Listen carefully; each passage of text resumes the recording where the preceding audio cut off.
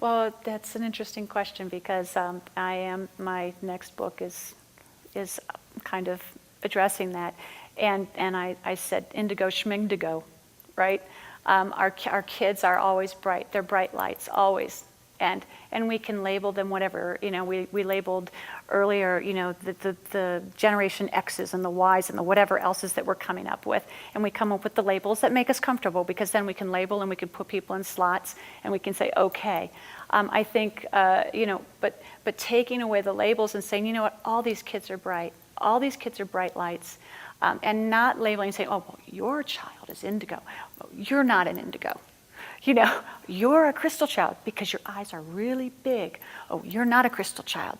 And it's almost like creating this like them and us thing. And if we acknowledge that each one of us is a spiritual being and that each one of us is special in our own very, very neat way, and we don't have to be the President of the United States to have a huge impact on humanity, and another thing that I see is that when the more that people don't believe that we're all one, and we don't have an impact on each other, the less kindness it seems to be is available at that particular moment. So you ask me a question when I have teenagers schlepping in and out of my house constantly. I barely have room to sit in my own kitchen sometimes. I have so many teenagers, particularly hanging out and having dinner. I never know how much dinner to make, so I just make a whole lot and freeze the rest if more teenagers don't show up. So, Maybe you got a house like that. yeah, I'm kind of the safe house, but with boundaries.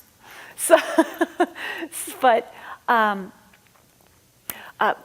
what I see in whatever walk that comes into my household, because I had one little girl sat down with my 7-year-old and she said it was really interesting. It's just kids. I mean, so neat to have kids because you learn so much from them.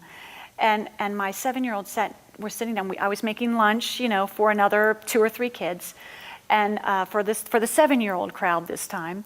And they were sitting down, and my daughter, 7-year-old, said, "Mom, we're going to pray because so-and-so's, they pray over at their house before a meal." And I said, "Great."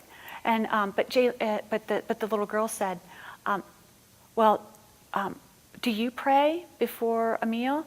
And I said, "Well, not the same way that you do, but there's a process." As a 7-year-old, there's a process, Sure.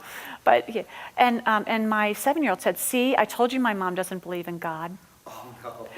So, but in the process, but what's great is that you get those cues, okay. And so then at that moment, I explain, actually, we do believe in God, but our God might have a little bit of a different definition currently than the God that you might be talking about.